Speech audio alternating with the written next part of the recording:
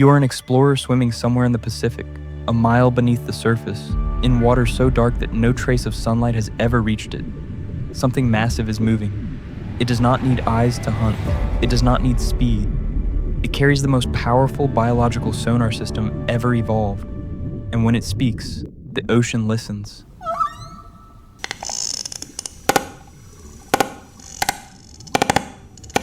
This is the sperm whale. It is the largest toothed predator on Earth. It fears nothing. Males can stretch over 60 feet and weigh more than 45 tons. But size isn't what makes them unique. What makes the sperm whale extraordinary is its head. That enormous, squared-off block that accounts for nearly a third of its body contains an organ found in no other creature. The spermaceti organ, a large pocket of waxy oil that early whalers thought was sperm. They were wrong. This organ is a weapon. A finely tuned acoustic lens that allows the whale to produce clicking sounds, reaching 230 decibels. For perspective, a gunshot at close range reaches around 140 decibels. The sperm whale's click is so powerful it can shake soft tissue and confuse its prey, and travel for miles through the deep ocean.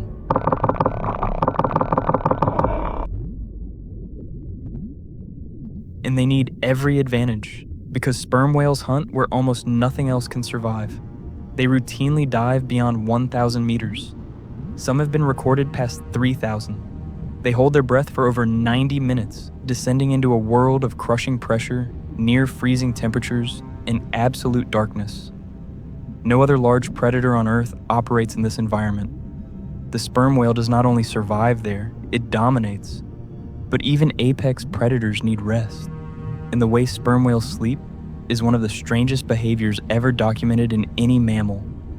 In 2008, a research team encountered something they could not immediately explain. A group of sperm whales was hanging motionless in the water, completely vertical, heads pointed toward the surface, tails drifting downward into the abyss. They were not moving. They were not responding to the boat. For nearly 20 minutes, the whales remained frozen in place, like massive pillars suspended in the void. The researchers had stumbled upon sperm whales sleeping. Unlike most marine mammals, which rest one hemisphere of their brain at a time while continuing to swim, sperm whales appear to enter brief but total sleep. They drift upward, go still, and shut down almost entirely. These episodes are short, sometimes only 10 to 15 minutes, and they seem to occur in synchronized pods, all members entering this trance-like state together.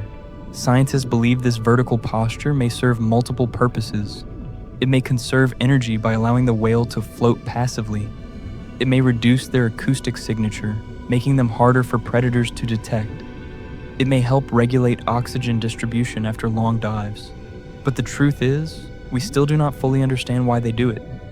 What we do know is that encountering a pod of sleeping sperm whales in the open ocean is one of the most surreal experiences a diver can have. Enormous shapes, hanging in silence, completely unaware of the world around them, like giant statues made of living flesh. When they wake, however, the ocean remembers exactly what they are. There is no creature in the deep sea that does not fear the sperm whale. They are not fast. They aren't very flexible. They do not need to be. Their echolocation system allows them to detect prey from miles away, mapping the water column with pulses of sound so intense that some scientists believe the clicks themselves may paralyze smaller animals. A sperm whale hunting in the midnight zone does not chase. It descends, listens, and intercepts. Fish, octopus, and especially squid are located, approached, and consumed with terrifying efficiency. Even large predators give them space. Great white sharks, which fear almost nothing, have been observed avoiding areas where sperm whales are active. Orcas, the only animals known to occasionally attack sperm whales, rarely target healthy adults. When they do, the sperm whales formed in a defensive circle called a marguerite, heads together and tails pointing outward, forming a ring of massive tails that can break bone. Most orcas do not take the risk. The sperm whale's dominance is not built on aggression. It is built on capability.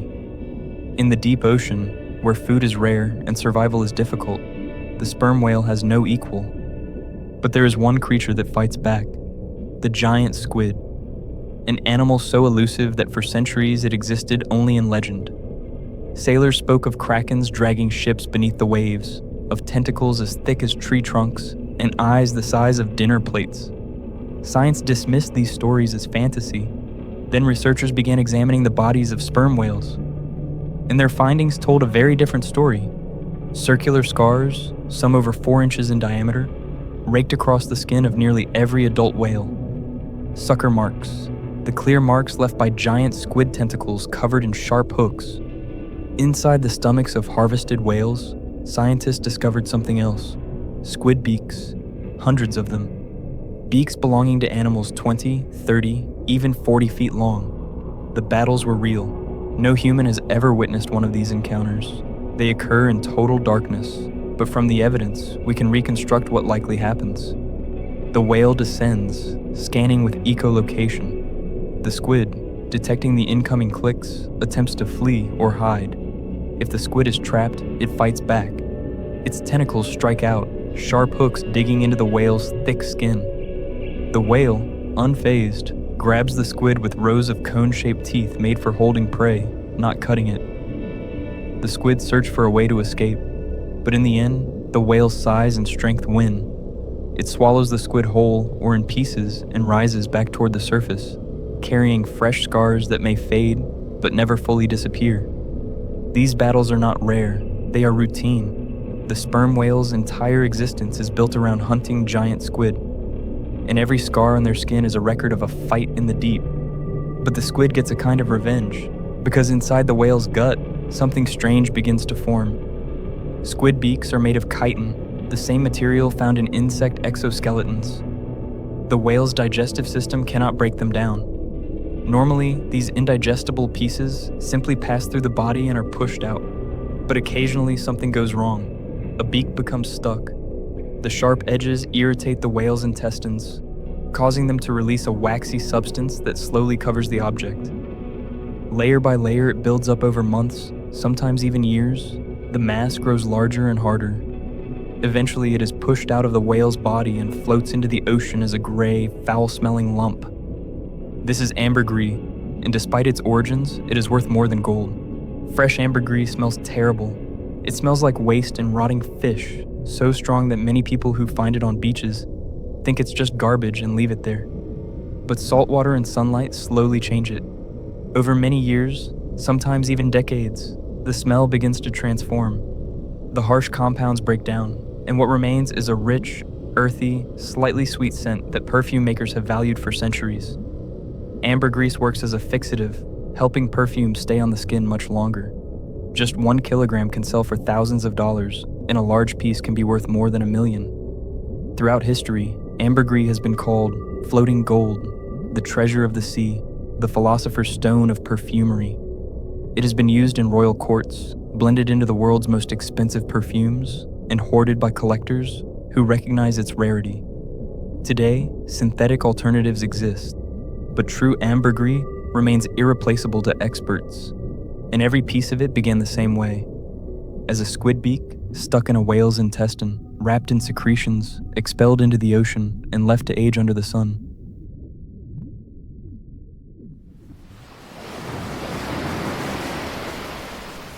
The sperm whale gives value to the world even in digestion, but its greatest gift comes only in death. When a sperm whale dies in the open ocean, its body does not stay at the surface for long. Gases build, then release. The carcass grows heavy with absorbed water, and slowly, inevitably, it begins to sink. Down through the sunlit zone, past the twilight, through the midnight zone and into the abyssal plain, where it settles on the seafloor in a slow-motion impact that sends clouds of seafloor mud into the dark water. Then something amazing begins, one of the most remarkable processes in marine biology. Scientists call it a whale fall, and it transforms the carcass into a city. The first visitors arrive within hours. Hagfish, sleeper sharks, giant isopods, and crabs descend on the body in a feeding event that can last months. They strip away the soft tissue, consuming up to 60 kilograms of flesh per day. The whale that once ruled the ocean now becomes food for deep-sea animals that depend on these rare opportunities. But the whale fall is just beginning. Once the flesh is gone, a second wave of colonizers moves in. Enrichment opportunists, they are called. Worms, small crustaceans, and shellfish dig into the remaining tissue, feeding on the organic material saturating the bones and sediment. Bacterial mats spread across the skeleton like living carpets, breaking down fats and proteins into simpler compounds. Lastly, the final stage begins, and it is the strangest of all. The bones themselves become an energy source. Whale bones are saturated with lipids, oils that can sustain chemosynthetic bacteria for decades. These bacteria do not rely on sunlight. They get energy from chemical reactions, using substances released by the decaying bones to survive. Around them, entire communities of life begin to grow. Bone-eating worms called ossidacs, which have no mouths or stomachs, drill into the bones and absorb nutrients, with the help of bacteria living inside their bodies. Mussels, clams, and snails attach themselves to the skeleton, while tiny crustaceans and worms fill every small space between the bones. A single whale fall can sustain life for 50 to 100 years, and some of the species found there exist nowhere else on Earth. They are whale fall specialists, organisms that spend their entire lives waiting for a carcass to arrive, reproduce on it, and then send their newborns drifting through the abyss in search of the next one. The deep ocean is so huge, and food is so rare that these rich food sources are essential. Without whale falls, entire lineages of creatures would vanish. The sperm whale, in life, is an apex predator that shapes the behavior of everything around it. In death, it becomes the foundation for ecosystems that persist for a century. From the moment it takes its first breath at the surface to the final dissolution of its bones on the seafloor, the sperm whale is never separated from the ocean.